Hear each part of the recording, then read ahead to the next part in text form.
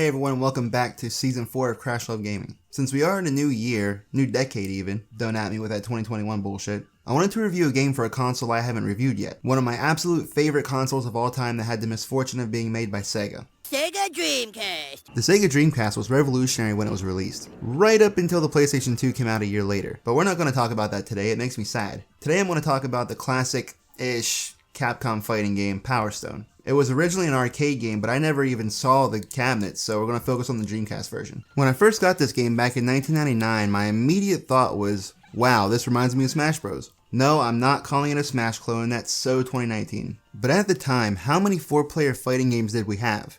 Prove me wrong in the comments. Sure, we had a few 3D fighting games, but Power Stone isn't just a fighting game. There are stage hazards, items, and weapons that you can use to attack your opponent. Sounds a lot more like Smash Bros than something like Tekken or Soul Calibur, right? The thing is, Power Stone came out only a month after Smash 64. The concept for this game was wholly original, and that's honestly the first time I've been able to say that about a game that reminds me of Smash. 90s Capcom, ladies and gentlemen. Now let's take a step back and actually look at the game. It looks great. Even 20 years later, it's held up really well with its more cartoonish anime style. The characters are varied with their own personalities. There's Captain Falcon, or Edward Falcon, whose Japanese name is Fokker. Wang Tang, who we'll come back to in a bit. Ryoma, the scruffy samurai. Gunrock, who is just a big boy. Rouge, the fortune teller. Jack, the serial killer mummy looking guy. Ayame the Kunoichi, Garuda, whose style is Native American and shares a name with the Hindu bird god, and two secret characters, the pirate Kraken and Valgus. He's pretty much a typical final boss. He's strong, fast, and he transforms. The gameplay is surprisingly basic, really. You can jump, punch, kick, and grab. In the air, you can attack, dive kick, and stomp. Those last two are your most powerful moves, and that's what you'll likely be doing throughout most of the fights. That is, until the Power Stones pop up. Each player starts with one, and more will appear during the battle. Knock the one out of your opponent to collect 3, and you activate Power Charge. It's a super mode that drains over time or by attacking. You get 2 new basic attacks and 2 ultimate attacks. Most of them are long range, but this one has Falcon dashing around like he's Gran Torino.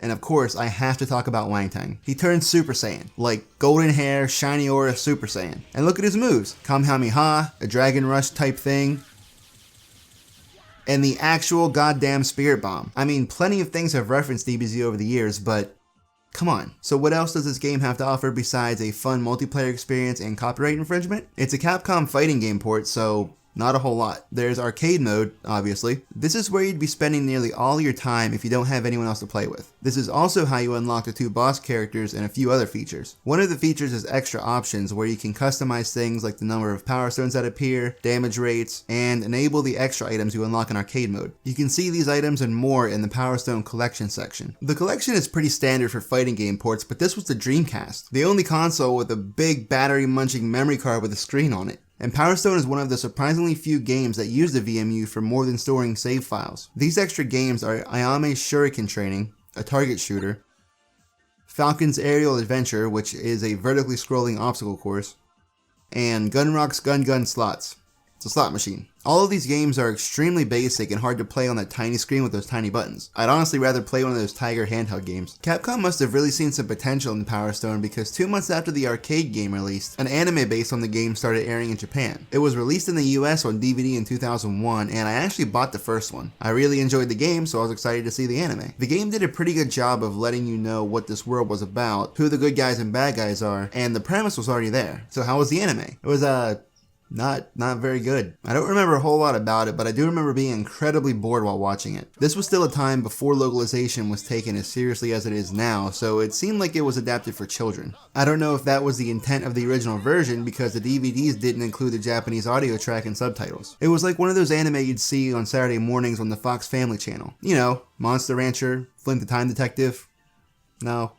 The early 2000s was a rough time to be discovering anime in the US. A year later, Capcom would release a sequel in arcades and on the Dreamcast. It includes all the base characters from the first game, 4 additional characters, and 2 new secret characters. And the mechanics have changed a bit. In the first game, after grabbing 3 Power Stones, you could do about 2 rounds of basic attacks and 1 special. In Power Stone 2, you can get at least 2 special attacks along with a few basic ones. And look at this motherfucker right here. The Kamehameha and Spirit Bomb weren't enough, so they had to give him a Dragon Fist. This game feels much more like a 4-player party game than the first. The stages aren't just static arenas. Now, every stage has its own gimmick. Most of them transition to multiple areas, and if you don't make it in time or grab an umbrella on the airship stage, you're taking damage. There are also a lot more stage hazards and some mountable weapons. If you want a hectic 4-player party fighter, Power Stone 2 definitely fits that description. And there are also more options for single player. Kinda. It's really just the same thing 3 times. Basic mode is one-on-one arcade mode. Arcade mode is 4-player arcade mode, and adventure mode is arcade mode with collectibles and no continues. Each of these modes has a halfway boss, which is a giant sphinx-like robot thing. Shoot the legs, avoid attacks, and that's it. The final boss stage puts you through a gauntlet of mannequins, ending with this giant Rob Zombie. He's actually pretty easy. Avoid the few attacks he uses, throw food at his head, and attack his heart when it opens up. And you can just keep collecting power stones and fire off your ultimate attack. Much easier than the bosses in the first game. Besides multiplayer, the item shop adds a bunch of longevity to this game, as long as you don't mind playing adventure mode over and over again. There are a ton of items to unlock, and you can even mix them together like in that Full Metal game I reviewed recently. There are several unlockable stages and costumes as well, and the 2 hidden characters are the shop lady Mel and Falcon's dad Pride. Both games are good. If you ask someone what their favorite Dreamcast games are, I'm sure they'd have one of these near the top. But are they actually good, or were they just good at the time? The Dreamcast didn't last long enough to really build a decent library of good games, so who knows? The gameplay is still pretty unique. I personally haven't seen a ton of 4-player fighting games that aren't just 2D Smash wannabes. Unfortunately, Power Stone 2 was the last time we get anything new from the franchise. In 2006, Capcom released Power Stone Collection on the PSP with enhanced ports of both games. Yeah, I said the PSP. A game focused on 4-player local multiplayer had its final showing on a handheld. Capcom reportedly did recently file a new trademark for Power Stone, but that doesn't necessarily mean anything. If they make a new game, cool, but I'd honestly be happy with a port of the collection to Switch. Come on, Capcom, stop being Konami and give me what I want. You know what I want. I've been asking for it for years. Give me what I want! Hey everyone, I hope you enjoyed this video. Don't forget to like and subscribe. Follow me on all social media at CrashLove Gaming. Thanks for watching, and I'll see you next time.